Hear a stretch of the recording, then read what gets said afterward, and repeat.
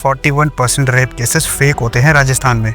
Police ने ही body को जला दिया था बिना परमिशन के, लेकिन रियलिटी ये थी कि वो गाय ऑलरेडी डेड थी और ये लोग उसकी स्किन निकाल रहे थे अपने किसी ट्रेडिशन के लिए। ऐसे केसेस को देख के लगता है कि शायद ये आर्टिकल्स फेल हो गए हैं। इस ग्रुप के लोगों को अक्सर एक गलतफहमी रहती है कि ये लोग कानून के ऊपर हैं, कि ये लोग कानून को भी खरीद लेंगे। उसको बीच कैफे में गोली मार दी थी, जहाँ पे गोधरा ट्रेन में 59 हिंदू सेवाकर सेवक्स को जिंदा जला दिया गया था। 53 से ज्यादा लोगों की मौत हुई, मोस्टली मुस्लिम्स।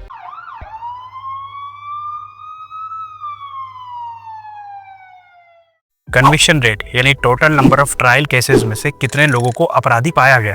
कनाडा में नंबर 62% है, यानी कि 100 में से 62 लोगों को अपराधी पाया गया। इजराइल में नंबर 93% है, इंग्लैंड में नंबर 80% है और अमेरिका में 90%। बट इंडिया में अनफॉर्चुनेटली ये नंबर सिर्फ 50% है। और ये बात मैं नहीं कह रहा हूँ, देश के होम मिनिस्टर अमित शाह ने कही थी। उत्तर प्रदेश, अरुणाचल प्रदेश, झारखंड, मेघालय, दिल्ली, आसाम, छत्तीसगढ़, हरियाणा, ओडिशा और आंध्र प्रदेश, ये टॉप 10 स्टेट्स हैं इंडिया के जहाँ पे क्राइम सबसे ज़्यादा देखा जाता है। 2022 की एनसीआरबी रिपोर्ट के हिसाब से देश में टोटल 28,522 मर्डर्स हुए और उसी साल 31,982 के करीबन रेप हुए। 2025 चल रहा है, लेकिन 2023 की रिपोर्ट हमारे पास अब तक अवेलेबल नहीं है। राजस्थान के डीजीपी उमेश मिश्रा ने कहा था 41% रेप केसेस फेक होते हैं राजस्थान में।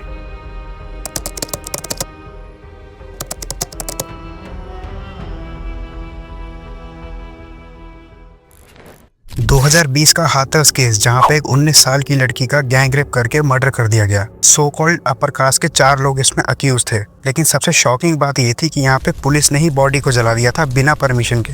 एक अक्यूज को इसमें से उम्र कैद की सजा दी गई, लेकिन 3 को रिलीज कर दिया गया because of lack of evidence. Hyderabad central university में एक पीएचडी स्कॉलर रोहित वेमुला ने सुसाइड कर लिया था 2016 में। दुनिया भर का डिस्क्रिमिनेशन झेला और सस्पेंड कर दिया गया हॉस्टल से और फेलोशिप मनी से भी। एट द एंड हार के सुसाइड कर लिया और नोट में लिखा कि सिस्टम रिस्पॉन्सिबल है इस चीज का। 2016 में ही गुजरात के ऊना टाउन में एक और इंसिडेंट हुआ था, जहां पे 4 दलित आदमियों को कार से बांधकर पीटा गया था। एलिगेशन था कि इन्होंने गाय को मारा है, लेकिन रियलिटी ये थी कि वो गाय ऑलरेडी डेड थी और ये लोग उसकी स्किन निकाल रहे थे अपने किसी ट्रेडिशन के लिए। इस केस में जो अक्यूज थे वो सेल्फ क्लेम गौरक्षक थे। हरियाणा स्टेट में 2010 में एक ऑनर किलिंग हुई थी मनोज बबली की।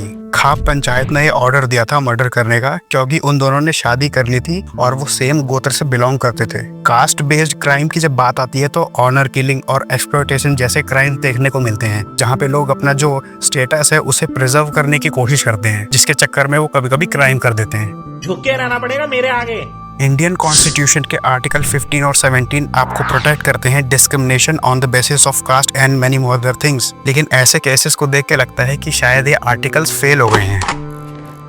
इंडिया में 2 तरह के सोशल स्टेटस ग्रुप देखे जाते हैं, एक हाई और एक लो। जो लो सोशल स्टेटस ग्रुप होता है ये अक्सर गरीब होता है, रिसोर्सेज की कमी होती है और जनरली अनएम्प्लॉयड होते हैं। कास्ट की वजह से काफी हद तक डिस्क्रिमिनेशन झेला होता है और इस वजह से सोसाइटी में मार्जिनलाइज कर दिया जाता है इन्हें। इन सभी रीजंस की वजह से ये अक्सर पावरलेस फील करते हैं, ट्रैप फील करते हैं और अपनी जिंदगी से फ्रस्ट्रेटेड रहते हैं। ऐसी लाइफ अगर हो तो सर्वाइवल भी एक चुनौती बन के रह जाएगा, जिस वजह से यहाँ पे सर्वाइवल क्राइम्स बड़े कॉमनली देखे जाते हैं। चोरी करना, डकैती करना, ड्रग पेडलिंग करना और कभी कभी वायलेंट क्राइम भी देखे जाते हैं। फोन चोरी कर लेना, वॉलेट चोरी कर लेना और ज्वेलरी स्नैच कर लेना, ये बड़े कॉमन से क्राइम यहाँ पे देखे जाते हैं। दूसरी तरफ होता है हाई सोशल स्टेटस ग्रुप। ये अक्सर अमीर होते हैं, वेल्दी होते हैं, पावरफुल लोग होते हैं, इनके पॉलिटिकल कनेक्शन भी होते हैं। इस ग्रुप में अक्सर corruption, white collar crimes, land grabbing, fraud और कभी कभी वायलेंट क्राइम्स भी देखे जाते हैं। इस ग्रुप के लोगों को अक्सर एक गलतफहमी रहती है कि ये लोग कानून के ऊपर हैं, कि ये लोग कानून को भी खरीद लेंगे। साला कहाँ जाऊँ पैसा कमाने के लिए। 1999 में एक जेसिका लाल का मर्डर केस हुआ था, जहाँ पे मनु शर्मा जो कि एक पॉलिटिशियन का बेटा था, उसने जेसिका लाल जो कि एक मॉडल थी उसको बीच कैफे में गोली मार दी थी, क्योंकि जेसिका ने मनु को ड्रिंक ऑफर करने से मना कर दिया था, क्योंकि कैफे का क्लोजिंग टाइम हो रहा था। 2018 का नीरव मोदी स्कैम और आजकल drunk driving cases by rich kids बड़े कॉमनली देखे जाते हैं, जैसे Pune posh case, Vadodara case वगैरह वगैरह। 2002 जो कि मेरा बर्थ ईयर भी है, उसी साल गुजरात में दंगे भी हुए थे, जहाँ पे गोधरा ट्रेन में 59 हिंदू सेवाकर सेवक्स को जिंदा जला दिया गया था। इसके बाद से एंटी मुस्लिम राइट शुरू हो गए थे। 1000 से ज्यादा मौतें हुई, रेप हुए, लूटपाट की गई मुस्लिम्स का डिस्प्लेसमेंट हुआ। इतना सब कुछ बिना पॉलिटिकल बैकिंग के पॉसिबल नहीं है। फिर उसके बाद आते हैं 2020 के CAA के दंगे। ये तो मैंने अपने सामने भी देखे थे, जहाँ पे क्लैश हो रहा था सपोर्टर्स और ओपोनेंट्स का। 53 से ज्यादा लोगों की मौत हुई, मोस्टली मुस्लिम्स। मस्जिदें जलाई गई और कुछ दुकानों को भी डिस्ट्रॉय कर दिया गया कम्प्लीटली। हेट स्पीच फैला के दुनिया भर का प्रोपेगेंडा बनाया जाता है, जिसकी वजह से सोसाइटी का डिवीजन होता है, अस वर्सेस देम।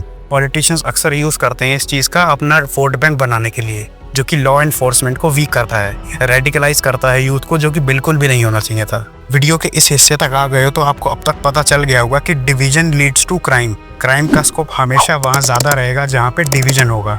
इस डिवीजन से लोग अक्सर अपना एक स्टेटस सिंबलाइज कर लेते हैं और उसको प्रिजर्व करने के चक्कर में कई बार क्राइम का सहारा ले लेते हैं।